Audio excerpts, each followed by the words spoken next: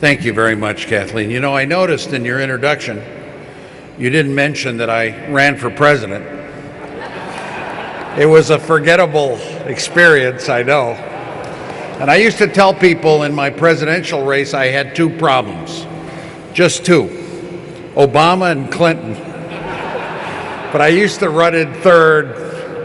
But I remember in those presidential debates, we talked about climate change. The debates were, is it a carbon tax or cap and trade? And the dialogue was good. You know, I have a prepared set of remarks, but in an evening like this, the best thing that I can do is maybe speak from the heart and be brief. And I want to just join in the accolades for all the people that you've honored tonight. First, Lisa Jackson. I mean, you have honored her. You've honored her for her work as EPA administrator, clean water, ozone, so many things. But I can tell you as a governor, the EPA administrator doesn't just have to fight the Congress and the polluters, but she has to fight the regressive forces in the states, in each individual state. And I want to say as governor of New Mexico in the last 8 years that we got an ally 2 years ago after not having too many allies. And she was there for the whole region, for the West, on water and climate issues. And there's nobody that deserves this accolade more than this remarkable woman. I also want to mention that Ms. Rogers has had an illustrious career across the board as an environmentalist. I know Kathleen is very modest in the way she's introduced everybody, but I think putting this event together, this is a glittering event. I think I'm at the Oscars. It is a wonderful event. Let's give her a big hand for her great work. Thank you, Kathleen. And I want to say something about Bo Derek, because what can you know, the 10.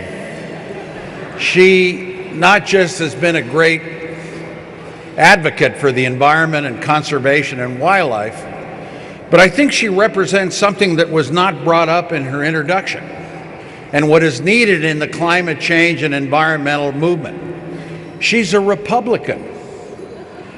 And I say that because more than anything, we need bipartisanship in our foreign policy and our environmental policy. And if you look at the great movements in passing the Clean Air Act, the wilderness, national parks, it was bipartisan. And we don't have that. And somehow we need to recognize that it's not a partisan issue. And we need to get away from labeling parties and people as we have done recently. So I think it's great that she has been honored. Ed Begley Jr. You know, I was Energy Secretary 12 years ago, and I arrived at an event in Los Angeles. It was a solar energy event, and Ed Begley showed up in a bicycle. And I just come through one of those big California freeways, and Ed said to me, "You should have arrived in a bicycle." But I say that not in jest, but because this guy, you have to recognize those that spoke about the environment and clean air and clean fuels way before it was fashionable. In fact, Ed used to take a little grief because they said, "Oh, you know, there he is on his bike." But this guy has been a prophet. He has been an advocate. His life has been dedicated to this. And if anybody should have been your keynote speaker, it should have been Ed Begley. Thank you, Ed. And I mean that. You know, I'm going to reminisce a little bit because 12 years ago, I was Energy Secretary, and in those days, solar, wind, they were kind of out there, but they weren't sexy. They weren't the big issues. Dan Riker, who was Assistant Secretary of Solar Energy, was also way ahead of his time, but we were reminiscing how we conspired together to get 30% more efficiency standards for refrigerators 2 days before we left office. And we felt that somehow that was going to be overturned when the new administration came in. It didn't happen. We fought for 4 years and we got those standards passed. But my point here is that it's important to recognize that there are a lot of you in this room that have been out there for many years. And I think what's important about tonight is the message that I think Kathleen and Queen Noor and these successful business leaders and entrepreneurs, and we've got so many entrepreneurs here, is that it's not just about saving the planet, and we must do that. We owe that to our forefathers. And the environmental movement is not just climate change. I want to remind you that it's also protecting our wildlife and our clean air and making sure that we have more wilderness areas and more national parks, and we don't build roads in the forests. And I was going to say that President Figueres, one of the things he did, and by the way, I know he's left, so it's okay that I say that. This guy, Figueres, was elected president of Costa Rica. He was 18 years old when he was elected. And he was a former president at like 25. No, I'm exaggerating a little. But he was like in his 30s and he was already an ex-president. But he's done so much, and what he did more than anything, he didn't say it up here, but he protected that Costa Rican rainforest. He did that. And that is a great legacy that he is going to have.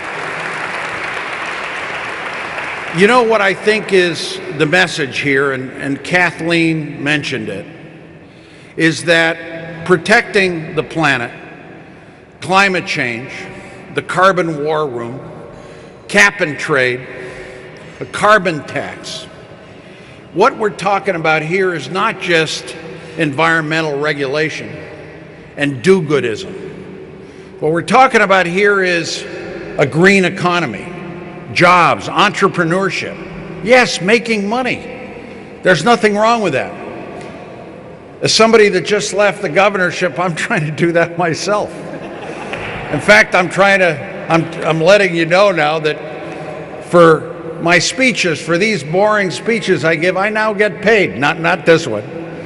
But what I'm trying to say to you is that there's nothing wrong with capitalization and finding ways that we say that creating a green economy, green jobs, retrofitting, capitalization, finding ways that the Wall Streets and the private equity funds and the generational funds that fuel an economy be part of green energy. Yeah, I know it's happening. But it's not happening on the scale that I believe is needed to make sure that we move forward. I recently attended the Clean Energy Summit in Abu Dhabi, where energy ministers from around the world talked about what happens after Fukushima. What happens after oil prices have hit $110, $115? All of them put out the communiques of the developed countries, affirming their commitment to a sustainable energy future, mitigating climate change, energy efficiency, alternative energy resources. But I think what is clear and what is needed is the political will to make this happen. And you know, no matter how we look at the international community, everybody looks to America for solutions and leadership. I was just at the World Economic Summit in Davos in Rio this weekend, and there was a forum on the drug trade in Latin America. You know, the same debate. Is the restrictions in coca production working? Do we increase law enforcement? Do we do more about drug treatment and education? Do we have these new plans where we give helicopters and law enforcement assistance to this country? And some talked about legalization. Is that the answer at the border of drugs so that the demand is reduced? After everybody put out their positions, the moderator and 3 of the 5 panelists turned to me. And despite the fact that we had been accused of causing all the problems, they said, okay, Governor, what do we do? What does America do about this issue? I illustrate this because no matter how we deal with some of these issues, America is looked upon for leadership, and we have been lacking in this area. I think the president's done good. He's out there, he's talked about climate change, a new energy policy. My hope is that with his success in the foreign policy arena 2 days ago, that he will be emboldened to take once again to the Congress legislation, not just to increase our renewable energy standards, but climate change legislation that this country and the world needs. He can lead. And I think it's important that we move ahead with another bill. The House passed a decent bill, a good bill. The Senate stalled. But it reached a point where today, in the budget debate, we couldn't even get the climate adaptation funds for NOAA. We couldn't get it. It didn't pass. We can't do this. This makes no sense. The funds for energy research that are needed to better our climate change policies, our science and technology. And so we're headed once again with one of those situations that happens every year. Oil prices are enormously high. Nuclear power, and by the way, Fukushima, I think, showed that this is an industry that needs to deal with issues of safety, of environmental risk, but at the same time, it doesn't emit greenhouse gas emissions. And I have to admit, I've never been a big fan, but nonetheless, maybe it should be very much in the mix, along with clean coal. But I think more than anything, the message from Fukushima and from the fact that we've had this oil spill disaster and we've had the coal mining disaster where many of our men and women lost their lives, the pipeline disaster in California, and then Fukushima, that somehow the safety and environmental risks of our energy sources need to be looked at more carefully. But once again, what has been demonstrated is that renewable energy, solar, wind, biomass, that is the future. That should be the future. That should be embraced by America. And somehow, as I see the international community undertake enormous change, you can see what's happening in Egypt and Yemen and Libya. Young people through Facebook and Twitter and the internet changing societies.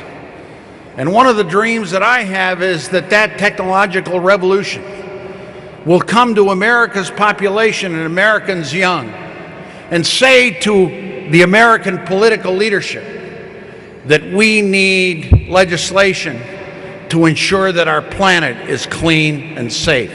Climate change legislation. And I think it's very doable.